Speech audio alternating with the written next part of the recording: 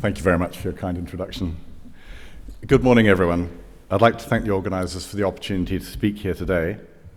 Before I start, I'd like to say a few words about ABC Refinery and who we are for anyone who isn't yet familiar with us.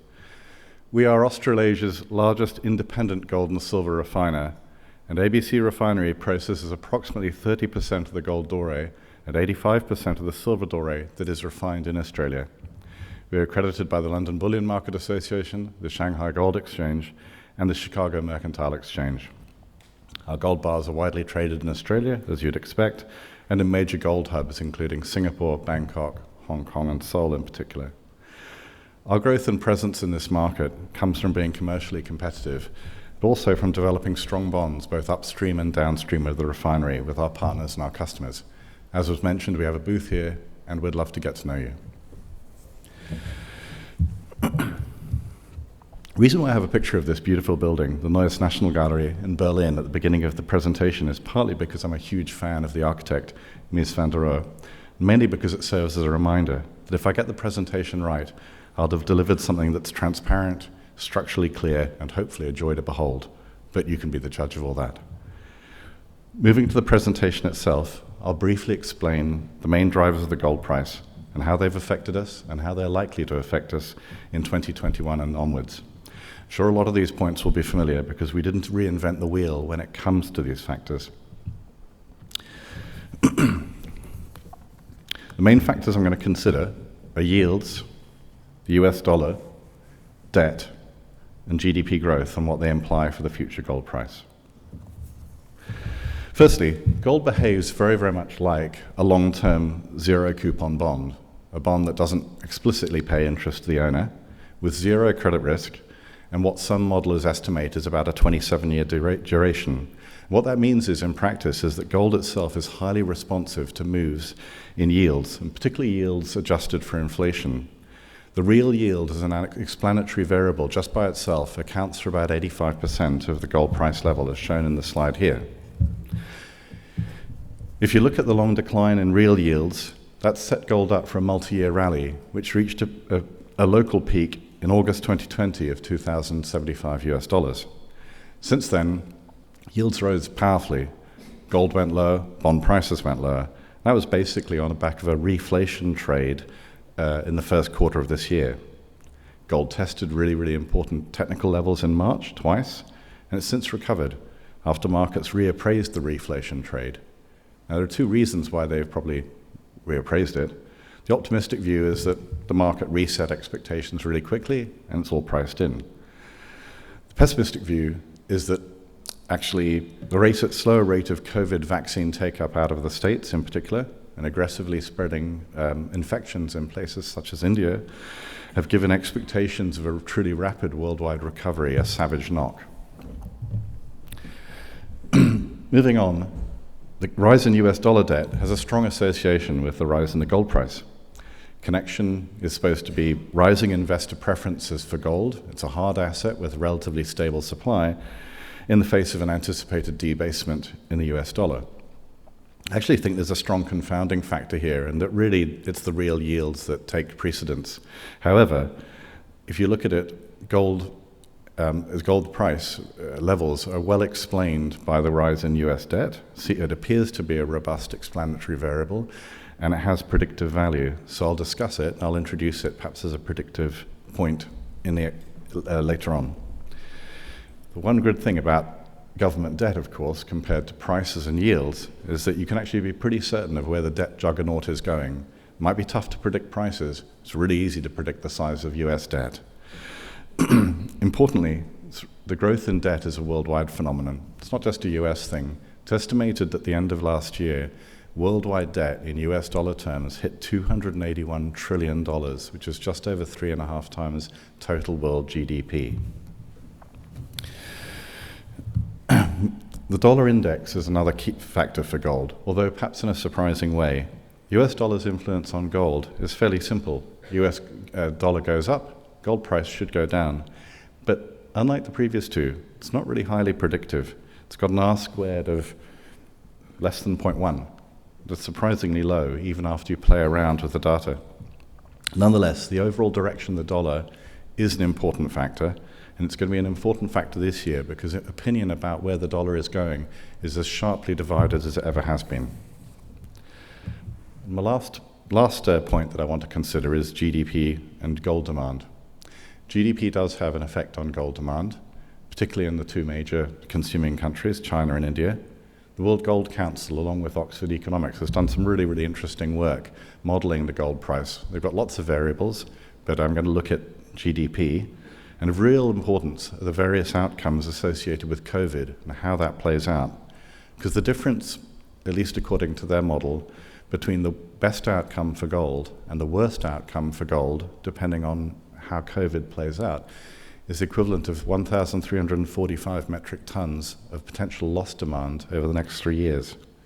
Essentially, the weakest scenario for gold demand is one where vaccine distribution takes place slowly, for whatever reason, it's severely impaired. Strongest gold demand scenario is when you get new variants, and those new variants can't be controlled easily or at all by vaccines.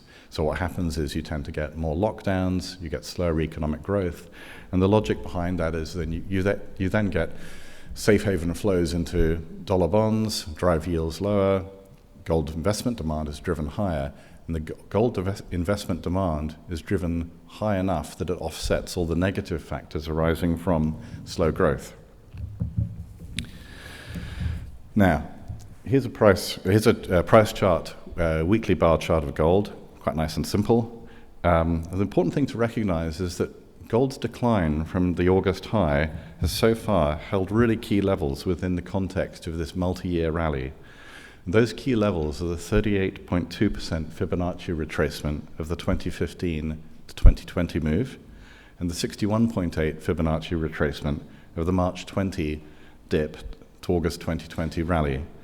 Those are visible on that chart, and you can see one of the important things is those two key retracements lie really close together in a kind of what some people would call like a zone of confluence. They lie close together at 1682, 1690 level. Gold never closed below that level, and then rallied $120 afterwards. So it was a key level to test, and that test has held. Now that we've set up the important factors that drive gold prices, where do we think gold is going to go from here? Well, nominal yields in the US are rising on the expectations of brisk economic growth.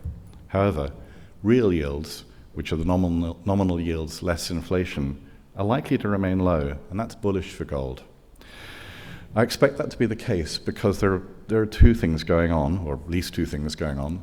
One, there's been a huge fiscal boost, which is likely to feed into inflation, and there are already stretched supply chains.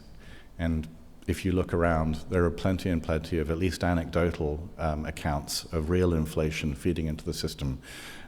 Twitter is alive with this sort of talk of lumber prices, apparently. The other thing is that the Fed has ditched forward guidance for inflation and their sort of yield expectations. They replaced it with a new thing last year called flexible average inflation targeting. The Fed is willing to let inflation actually exceed its 2% mandate. They say modestly and for some time. That's fine, but the problem is we don't really know how modestly or immodestly. We don't really know for how much time. So it should be long enough to break free of deflationary forces, but not so much that it creates a bond market panic or even a sort of a tantrum that creates dislocation in asset markets. That's something they'll want to avoid. What's really important, though, is that a tolerance for inflation is implicit in the new policy. If we look at forecasting for real yields, which is not particularly easy, but fairly interesting charts like these show that if inflation picks up, there's actually a pretty good scope for real yields to carry on going lower and going even more deeply negative. Moving on to the dollar, there's an awful lot. Debt came before this in the introduction, but I'll push debt one step back. Now, at the beginning of the year, there was a Greek chorus calling for a sharply lower US dollar. The bearish view was based on really sound reasoning, and it might yet come to pass, but there are alternative ways of looking at this. Dollar index was testing key multi-year trendline support and the base of the monthly Ichimoku cloud. Two key supports intersected in November of last year, and a break below those levels was going to be ugly, and indeed it was. However, the resumption of growth in the US and the rapid increase in vaccination led to a reappraisal of the dollar outlook. US growth looks like it's outstripping its partners, and the likelihood of money flows into higher performing US assets, higher yielding treasuries, made a case for actually being dollar positive. I turned short-term bullish, the same thing, bullish on the dollar when the index hit targets around the 89 level, and also when I looked at how short the market is. There's a long-term chart there which shows a target to 90. When that target was reached, a lot of the bearish energy in the dollar dissipated, and then after that energy dissipates, it can only go in the other direction. And there's a medium-term chart that tends to confirm the same thing.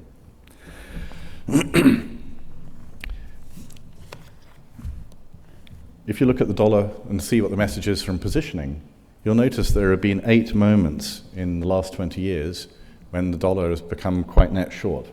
What happens after that net short is usually a sustained rally. The rally is usually, on average, it's a 20% rally, and it lasts for about 13 months, which is not an insignificant time if you thought it was going to go in the other direction. The most recent rally actually lasted more like 2 years. Lastly, the dollar index seems to follow a 39-month cycle. If you look at this side, the recent low pretty much intersects with the low of the end of last year. So it seems to me that actually there are a couple of other factors at work here, and that a dollar bearish outcome might not be what we get this year. Now, moving on to debt. The next slide is really simplistic. Of course, there's more than one factor working on gold and gold sentiment at any time, but because of that sort of predictability with debt, it's worth looking at. So this is the projection from the Congressional Budget Office on US debt going forward to 2031. It's a pretty huge number. If you project gold values using the regression on gold and US debt, those point values are what you'd expect gold to be in the absence of any other factor. And I put some error bars on there because, of course, it's not going to just hit a point factor, but it shows you that debt and growing US debt is going to be a key factor in the bullish gold story. Moving on to GDP, really looking at China and India because they're the 2 biggest consumers of gold. They appear to tell very different stories from each other, of course. China is expected to have real GDP growth this year of 8.5%. That'll feed into consumer and investment demand and offset the 28% decline in consumption from last year. They've already announced huge quotas, relaunched their quotas to allow banks to import gold into the country, and I think that the quota size is approximately 140 or 150 metric tons of gold at current prices. India, on the other hand, has well-known problems with COVID right now, and I expected that to lead to a drop in demand and dis-savings as effectively Indians pay for the resulting economic shock.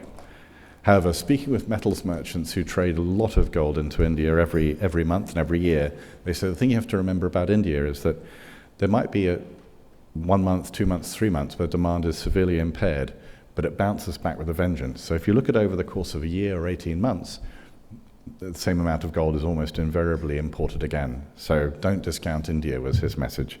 And I think that's a fair thing to say. So it's an anecdote in an anecdote-free presentation, but it's probably an important one.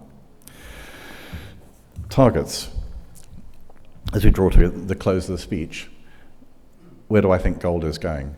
Well, this very long-term chart, which has proven pretty accurate in terms of showing where gold has gone, so I sort of think I can rely on it to some degree. We hit that first downside target of $1,700.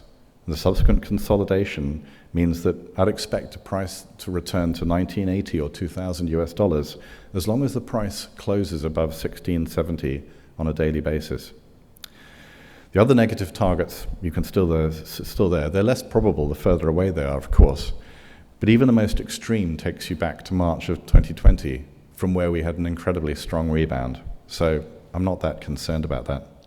If you look at bigger, slower moving charts, there are substantial targets that were developed over the last 24 months that point to 2,700 US dollars. If I can now summarize, Two key factors that should support a rising gold price: low real yields, helped by the Fed's new inflation target policy, and rising debt, helped by a huge fiscal boost spent post-COVID. The dollar is at a critical juncture. It may prove bullish, it may prove bearish for gold. My take is it has a scope for continued rally based on cycle and positioning analysis. Now, rising US dollar should be a little bit bearish for gold, should be negative, but it may enable Australian dollar investors and producers to see better prices locally. At current levels, gold appears to be fairly valued. In the context of other asset market valuations, I think it's likely to remain a key portfolio diversifier given the amazing run in equities and bonds. A key threat to be aware of in terms of situational awareness is evolving monetary policy as the Fed shifts to flexible average inflation targeting. There's increased levels of uncertainty around that and reduced levels of guidance.